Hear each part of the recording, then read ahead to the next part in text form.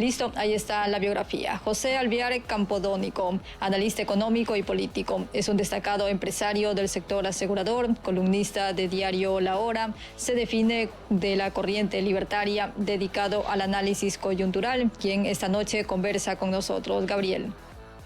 Le faltó en el currículum expresidente de las Juventudes Social Cristiana, señor Alvear, o lo ha omitido de manera deliberada.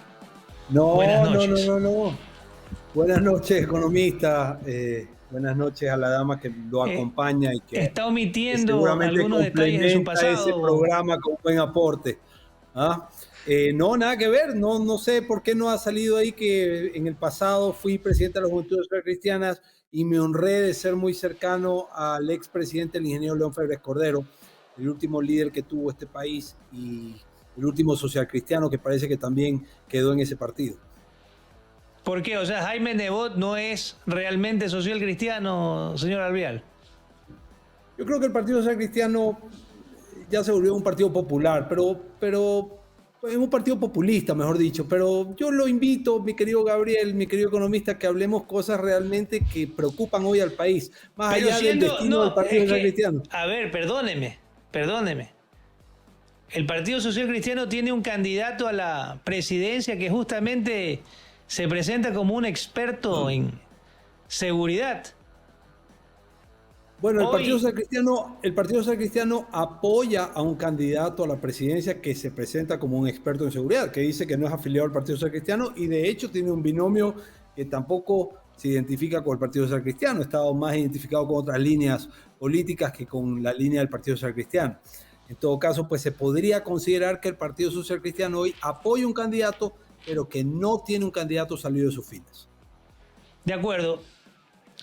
Señor Alvear, usted se califica de libertario, este gobierno que está extinguiéndose, se calificaba al inicio o se presentaba y varias de sus figuras principales como el ministro Pablo Arosemena se presentan también como de corriente liberal. ¿Usted considera que es así o no es un gobierno liberal este? Este gobierno economista es un gobierno socialdemócrata y es un gobierno que resultó ser una gran decepción para los ecuatorianos, porque quien hoy en día ganó la presidencia de la República y es presidente hasta después de un poco tiempo, prometió durante 14 años que iba a disminuir los impuestos y todo lo contrario a lo que vino vociferando durante 14 años hizo al momento que se sentó en la silla, que fue aumentarle impuestos a la clase media, y el único impuesto que quitó realmente fue el impuesto a la herencia, donde salen beneficiados unos pocos, entre los cuales está el mismo presidente de la República. Después pasó 14 años diciendo que podía y que sabía cómo resolver los terribles problemas de este país y que iba a generar una diferencia en cuanto a la corrupción que venía precedida en otros gobiernos. Y a las pruebas me remito, pues este ha sido el gobierno de los escándalos, de los actos de corrupción, de los asesinatos sin respuestas todavía, caso Cherres puntualmente. Entonces, este gobierno resultó ser una gran farsa. Este gobierno hay que aclararle a la ciudadanía, porque este gobierno le hace un daño a la corriente de derecha. Este gobierno nunca fue de derecha. Este gobierno es de un banquero socialdemócrata que pensó que manejar un país era gerenciar un banco y se olvidó de la enorme cuota de lo social, con lo cual hay que gobernar este país. Y ahí los resultados, producto de su pésima administración, es que hoy en día el correísmo, característico por actos de corrupción, por sobreprecios, por acuerdos entre privados, por errores de buena fe, por un sinnúmero de plagios y por un sinnúmero de funcionarios que estaban presos, hoy en día tomó fuerza. Seamos honestos, economistas. Muchos criticaron que el presidente saliente era y lo tildaban del peor presidente de la historia. Yo nunca me identifiqué con el presidente saliente, con el señor Lenín Moreno, pero el señor Lenín Moreno, al final del día, les quitó la razón jurídica a estos delincuentes. Le metió preso al entorno porque todos estaban metidos en actos de corrupción. Les partió el bloque de asambleístas y puso a correr al prófugo a Bélgica. Y este gobierno, que debía ponerle la lápida a esta gente que estaba prácticamente liquidada, lo que hizo fue liberar a los correístas, darle fuerza a los asambleístas, y tenemos al prófugo de Bélgica con una fuerza política en la frontera a punto de entrar al país, y exigir que los ecuatorianos le pidamos disculpas. Así de cínico es la situación, y así vamos como este país. Así como los chinos tienen el año del conejo, nosotros tenemos el año del cangrejo. Vamos para atrás, economistas. Esa es nuestra realidad. Ahora, el país está sumido en una ola de violencia probablemente muy poco frecuente, tal vez. Y mire usted que lo trae a colación a León Febres Cordero, y mucha gente lo recuerda en la época en que le puso un paro y logró contener una ola de terrorismo que sí hubo en Colombia y en Perú. ¿Qué debe de hacer este gobierno en los pocos meses que le resta para intentar componer un poco esta desastrosa situación? Este gobierno perdió la brújula, economista. Este gobierno tiene que irse pronto, y mientras más rápido se vaya va a traer esa tranquilidad que los ecuatorianos aspiramos. Y no lo digo desde el punto de vista del apasionamiento, lo digo fundamentado en hechos reales. Este gobierno le quitó presupuesto a la policía. Usted hablaba minutos atrás de que hay un candidato al cual el populista Partido Social Cristiano también apoya. Bueno, ese candidato que habla de repeler a la inseguridad, se olvida pues que el prófugo de Bélgica, el economista Correa, dejó una constitución garantista que hace inviable que la policía pueda repeler como tiene que repeler, o las fuerzas del orden puedan repeler como tienen que repeler. ¿Usted cree, y usted fue ministro de gobierno, economista, que la policía no sabe disparar, no está preparada para enfrentar estos eventos? No quieren disparar primero porque les han quitado equipamiento, no quieren disparar porque les han quitado respaldo jurídico, no tienen capacitación, están tirados al abandono, son, como dicen en las calles, carne de cañón, y realmente da pena cómo la policía ha perdido el respaldo jurídico de un Estado que debe pensar que esta solución, la solución a la inseguridad, no está en darle libre porte de armas a la ciudadanía, sino en darle realmente fuerza jurídica, capacitación, equipamiento y presupuesto a quienes están capacitados para mantener el orden. Entonces, pero mira, ahí partimos mal. Mira lo que hoy se muestra, justamente las cifras de ejecución presupuestarias, las muestra Diario Expreso, y pone pues en un ranking cómo van ejecutando los ministerios, y me parece que el del Interior, justamente ha ejecutado solo el 8% de su presupuesto total.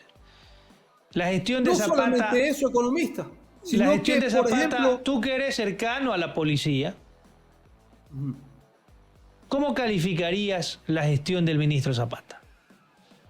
Mala y realmente falto de ética. Porque si el ministro, que era lo que pretendía yo interrumpirlo, mi querido economista, si el ministro hace 8 meses atrás recibió un soborno recibió un mensaje de soborno de $2 millones para la compra o para la selección de la contratación de chalecos antibalas, ¿ya? Y nunca se acordó quién lo mandó a sobornar. Imagínense, $2 millones. Entonces el ministro Zapata pues no tiene calidad moral para estar donde está, y es parte del problema. Este gobierno tibio, este gobierno que no ha querido avanzar en los temas de inseguridad. Los policías no tienen chalecos antibalas. Usted sabía, economista, que le quitaron $7 millones al presupuesto del Departamento de Inteligencia de la Policía. Entonces, ¿cómo queremos tener una policía que prevenga si la policía no tiene herramientas para prevenir? La policía lo que está haciendo es reaccionar a los problemas. ¿Cómo podemos pretender que haya una policía que prevenga un atentado? ¿Cómo pretendemos que haya una contrainteligencia dentro de la policía cuando no hay presupuesto? Porque está claro que hay manzanas podridas infiltradas también en la policía. Ahora, pero eso es este gobierno ya está para expirar. La historia lo pondrá en el lugar que deberá estar. pero estamos a puertas de una elección. ¿Qué ves dentro de los candidatos? ¿Qué opinión, qué puedes resaltar de esta elección en la cual también hay mucha crítica? Y vamos a entrar al tema de los asambleístas, pero primero vamos con respecto a los presidenciables. Bueno, los presidenciables, salvo ciertas excepciones, darían la impresión de que quieren llegar por vanidad, por esa vanidad de que su cuadro esté en el Salón Amarillo. Tiene usted el binomio del correísmo que se han pasado bailando por todo el país como que si este fuera un concurso Bailando por un Sueño, un programa que antes pasaban en la televisión. Hasta el día de hoy escuchamos proponer o hablar de problemas puntuales, más allá de las balbuceadas del señor Arauz, que cada vez que habla le hace craso favor pues, a su binomio. Después tenemos al señor Yacu, que habla de no tocar el petróleo, de no tocar la minería. No sé si esté al tanto que ya se están viviendo estragos de un fenómeno del niño terrible en el sector agrícola ecuatoriano. Después tiene usted al señor Villavicencio, porque sí, en los pasillos se habla de que es un gran extorsionador. Entonces, caramba, qué dura acusación. No, se habla. ¿Qué podemos apostar de estos candidatos, mi querido economista? El único candidato que queda, porque ya tuvo una experiencia, que está relacionado con el empresariado, con la empresa privada, y que entendemos y aspiramos, sabe cómo generar empleo, quitarle carga tributaria al sector productivo, el señor Sonneholder. Entonces, no queda más que votar a conciencia. No podemos votar dejándonos llevar por los bailes de los populistas o por un candidato que dice que va a salir a repeler a la delincuencia, pero no tienen hoja de ruta. Y ahí, economista, ustedes, los medios de comunicación, juegan un papel importantísimo porque ustedes tienen que exprimir a los candidatos para que la ciudadanía sepa si ellos realmente saben cómo van a realizar esos planes de gobierno que ellos nos dicen y que la ciudadanía escucha desesperada porque nos venden humo. Eso es lo que está pasando. Y al final del día, si usted entra un poquito, se profundiza en ciertos temas, ellos no saben cómo van a manejar. Yo le preguntaría a la señora Luisa González, que entre comillas es una de las 20 asambleístas de los 137 asambleístas que nunca presentó un proyecto de ley en la asamblea. Y que aparte está glosada. O sea, ¿cómo una persona que está glosada con $800,000 por ser parte de viajes a destinos que según el Servicio de Rentas Internas son considerados paraísos fiscales, cómo puede ser candidata a la presidencia? Ahora, yo le preguntaría a la señora cómo va a enfrentar los problemas de inseguridad. ¿Se va a reunir con los 10 delincuentes, como dijo su binomio, o realmente tiene una salida sustentable? ¿Cómo va a generar trabajo? ¿Cómo va a generar productividad? ¿Va a cargar al sector productivo de aranceles y de impuestos como hace su mentor que está prófugo en Bélgica? ¿Qué es lo que va a hacer? No ahora, sé, el señor... ¿Qué es lo que debería de... Un año y menos de un año y medio de gobierno? En una situación compleja de seguridad, probablemente de los últimos 10 años, la situación más adversa, con un fenómeno del niño en ciernes, con un presupuesto del Estado golpeado que no es tan estabilizado como lo menciona en algunas entrevistas el ministro Arosemena. ¿En qué debe de concentrarse el próximo presidente en ese tan corto tiempo que no va a poder pues dedicarse a la cultura y al deporte y a lo uno y a lo otro? ¿Cuáles deben de ser los ejes prioritarios de acción? Los 4 pilares básicos que debe el Estado supervisar. Primero, en función de acercarse más a la gente, en la parte social, cuidar o darle mejor calidad a la salud, a la educación, a la seguridad y a la justicia. Debe tratar de trabajar con medidas concretas, porque como usted bien dice, economista, ellos van a tener año y medio de gobierno, y en año y medio de gobierno realmente no vas a poder generar muchos cambios. y evidentemente el presidente que llegue debe tener un excelente ministro de gobierno que sea el puente para poder conversar con las otras tendencias políticas. No como hizo el presidente saliente, que el primer día se peleó con los caudillos de turno y se liquidó en el primer día, y después, para ponerle la frutilla al postre, puso un ministro de gobierno correísta que craso favor le hizo, como fue el señor Francisco Jiménez. Bueno, veremos qué es lo que le depara al país, mi querido Pepe. Son momentos muy graves. El único camino es que el presidente que venga trate con las leyes que ya están en la Asamblea, porque va a tener una Asamblea en contra, salvo que sea la señora Luisa González, trate de trabajar con lo que tiene para generar un poco de percepción de generación de más empleo, de menos carga tributaria, de mejor calidad de educación y de mejor calidad de salud. Ahora, yo te hago una pregunta aquí, cortos, ¿no? Una pregunta final. Tú eres, obviamente, al ser liberal, crees pues en un Estado un poco pequeño, que tenga menos atribuciones, lo contrario pues del socialismo, un Estado grande. Pero teóricamente este gobierno iba a invitar a la inversión privada, cosa que no se ha dado. En 1 año y medio probablemente ningún privado vea que este país sea viable para invertirlo hasta que un poco se lo organice.